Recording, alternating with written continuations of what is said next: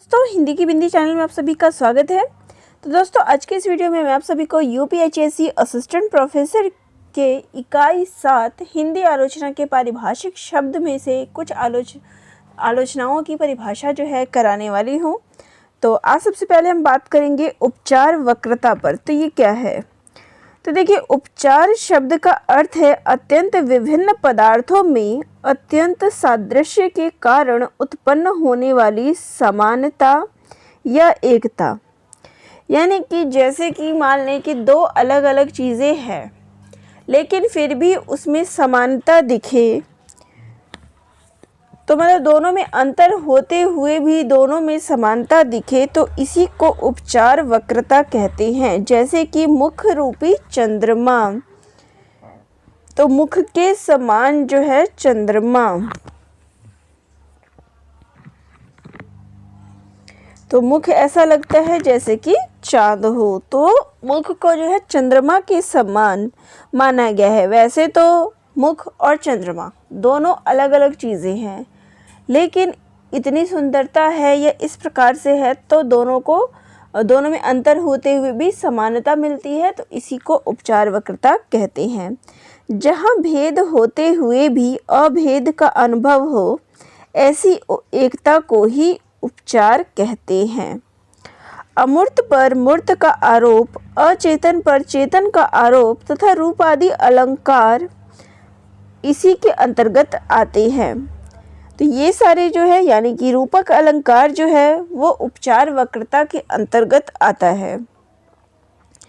तो यहाँ एक उदाहरण है, झिंगुर केसर का प्रवर तीर केवल प्रशांति को रहा चीर। तो यहाँ तीर और चीर उपचार वक्रता का जो है उदाहरण है, क्योंकि झिंगुर का मूलतः शब्द जो है भिन्न होते हुए भी वहाँ यह चीरने वाले तीर से अभी प्रतीत हो रहा है। तो यहाँ दोनों में जो है तीर और चीर दोनों में जो है समानता देखने को मिलती है, क्योंकि झिंगुर का जो स्वर है वो तीर के समान प्रतीत हो रहा है। तो अलग होते हुए भी समानता दिखाई पड़ती है, तो इसी को हम उपचार वक्रता कहेंगे। अगला टॉपिक है हमारा लघु मानव। तो अगली परिभाषा लघु मानव। तो लघु मानव का अर्थ क्या है, इसकी अवधारणा कब आई, किसने इसको प्रयोग किया, इन सब के बारे में आपको पता चलेगा। तो लघु मानव की कल्पना 1948 से लेकर 1956 के बीच जो हिंदी के कुछ नए एवं तरुण लेखकों का सहचिंतन था, उसकी उपलब्धि थी। तो इसका समय देख लीजिए कि लघु मानव का समय जब है 1948 से लेके 1956 का जो साहित्य जगत था, उसमें इस लघु मानव शब्द को जो है प्रयोग किया गया है। लघु मानव एक संज्ञा थी जिसे समस्त व्यापक मानव आत्मा का लघुत्तम आत्मबोध जो है कहा जा सकता है। तो ये एक प्रकार की संज्ञा थी, इसको प्रयुक्त किया गया था जिसमें लघुत्तम आत्मबोध का जो है निर्माण होता था। चलिए आगे देख लीजिए इसका प्रयोग कब हुआ।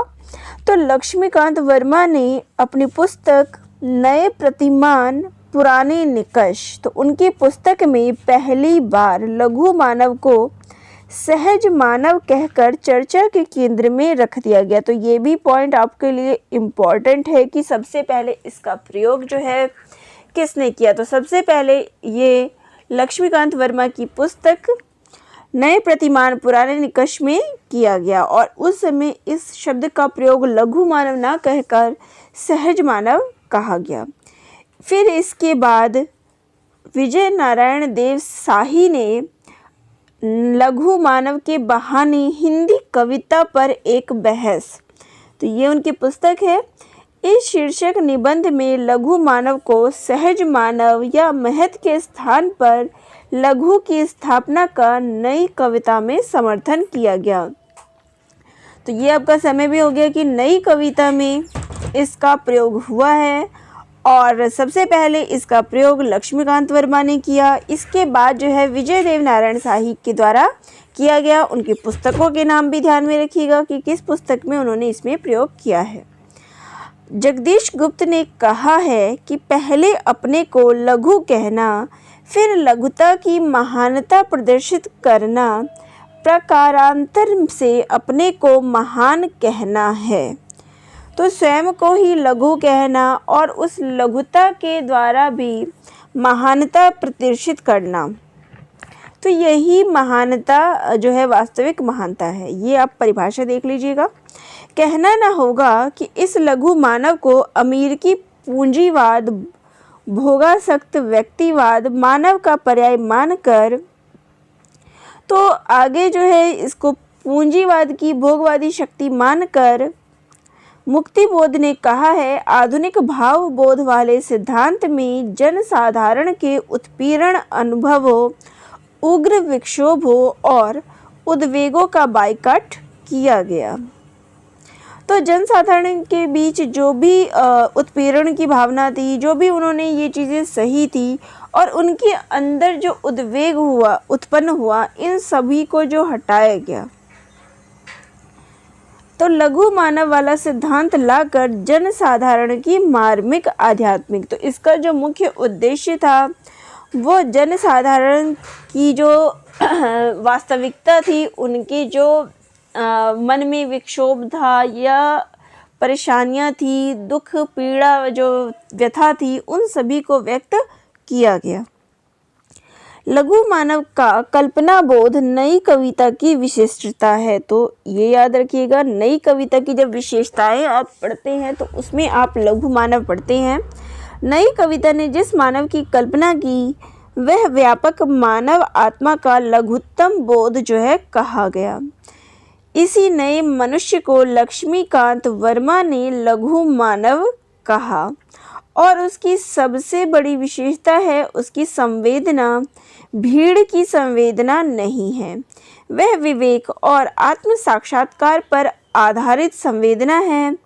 वह चाहे जितनी नगण्य हो, चाहे जितनी अवहेलना के योग्य हो, उसे समूहवाद से अधिक मूल्यवान है, जो केवल यंत्र द्वारा हमारी इंद्रियों को चालित करके अपना मंतव्य तो सिद्ध कर लेना है, किंतु जो उस भीड़ की इकाई को खोखला ढूंढ बनाकर छोड़ देता है।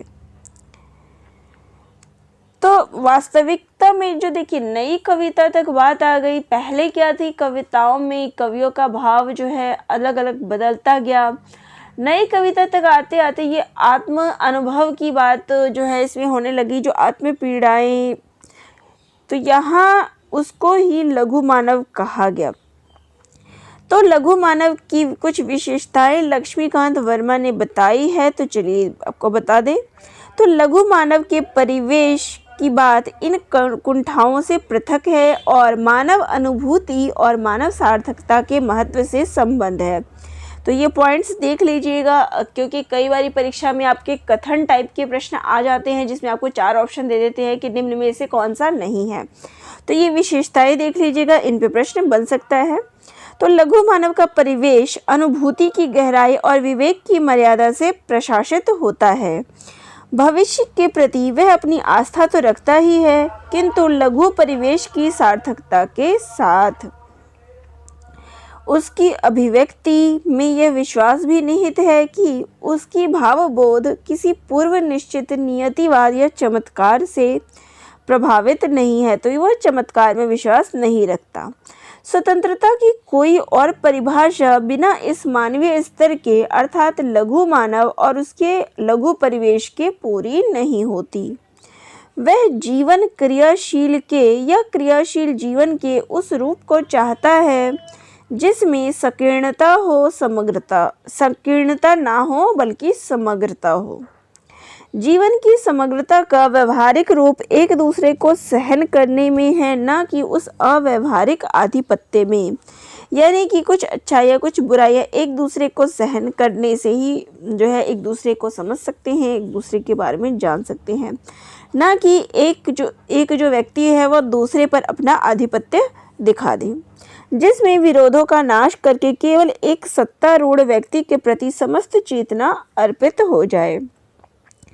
इसमें लघु मानव की ऐसी छवि उभर कर आती है जो अपने लघु परिवेश, स्वतंत्रता, विवेक और जीवन अनुभूति के प्रति पूर्ण सजग है। उन्होंने घोषणा की कि मानव इकाई को पूर्ण सम्मान दिया जाए, अर्थात नई कविता जीवन के प्रति स्वाभिमान, सद्वृत्ति, आस्था रखता है और ऐसे ही मनुष्य को सजग लघु मानव कहा गया।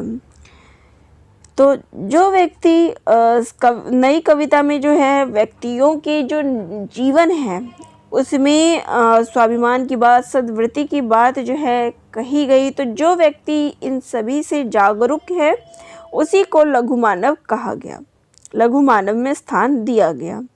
नई कविता में मानव का वह रूप दार्शनिक है, वादों से परे है, जो एकांत में प्रकट होता है, जो प्रत्येक स्थिति में जीता है, प्रतिष्ठित हुआ है। अंत में लघु मानव को उसके संघर्ष को बार बार वर्ण बनाया। इसमें लघु मानव की ऐसी छवि जो है उभर कर आती है जो अपने लघु परिवेश, स्वतंत्रता, विवेक और जीवन पद्धति के प्रति सजग है। उन्होंने घोषणा की मानव इकाई को पूर्ण सम्मान दिया जाए।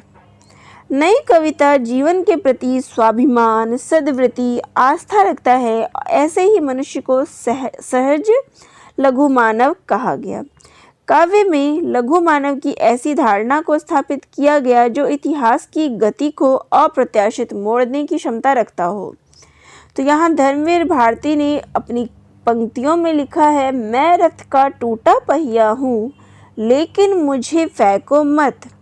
इतिहासों की सामूहिक गति सहसा झूठी पड़ जाने पर, क्या जाने सच्चाई टूटे पहियों का आश्रय ले। तो यानी देखिए कहने का भाव यहाँ एक तरफ तो आप देख ले कि टूटा पहिया यानी कि कोई भी चीज़ समाज की या व्यक्ति की बेकार नहीं कही जा सकती।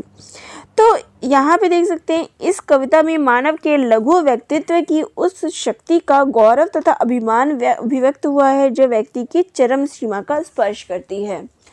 तो कोई भी व्यक्ति को हम ये नहीं कह सकते कि छोटा है या व्यर्थ है, क्योंकि कब उस व्यक्ति के अंदर या उस व्यक्ति के जो गुण हैं कब हमारे काम आ जाए या कब उसका व्यक्तित्व जो है देखने को मिल जाए। तो यहाँ आप देख सकते हैं कि उदाहरण भी दिया हुआ है धर्मवीर भारती जी की कविता का, जहाँ आपको देखते ही लाइन समझ में आ गई होगी कि महाभारत की कि एक टूटा पहिया भी समय पड़ने पर किस प्रकार से रक्षा करने के काम आ गया। तो इसी प्रकार से समाज का एक ऐसा वर्ग या ऐसा व्यक्तित्व जो योग्य ना समझा जाए या जिसको ऊपर नहीं उठाया जाए, निचले तबके का समझा जाए या निम्न वर्ग की बात कर ली जाए, तो वो भी वक्त पड़ने पर समाज के कुछ ऐसे तत्व वक्त पड़ने पर उनकी भी ज़रूरत समाज को महसूस होती है, उनका भी अपना एक अस्तित्व है। वक्त पड़ने पर वो भी बड़े से बड़ा काम कर सकते हैं, समाज में अपनी जो स्थान है वो दिखा सकते हैं, उनका भी अपना एक महत्व है। तो लघु मानव के बहाने यही बताने का प्रयास किया है।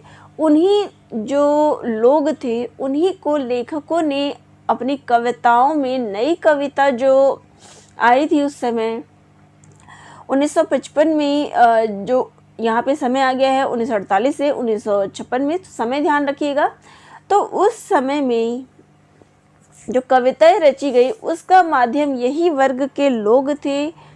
इन्हीं वर्गों के लोगों को लेखकों ने अपनी कविता का माध्यम बनाया और उसके द्वारा उन्होंने बताया कि वक्त पड़ने पे समाज का हर वर्ग, हर तबके का वर्ग, केवल उच्च वर्ग की बात नहीं हो रही है, यहाँ हर तबके का वर्ग काम कर सकता है। तो ये थी लघु मानव और उपचार वक्रता, दोनों का ही परिभाषा मैंने आप सभी को बता दिया है। तो अब आपको कोई भी इसमें प्रॉब्लम नहीं होनी चाहिए। फिर भी किसी टॉपिक पे समस्या आती है तो कमेंट ज़रूर कर दीजिएगा। आगे कोई और टॉपिक चाहते हैं तो वह भी कमेंट ज़रूर कर दीजिएगा। धन्यवाद।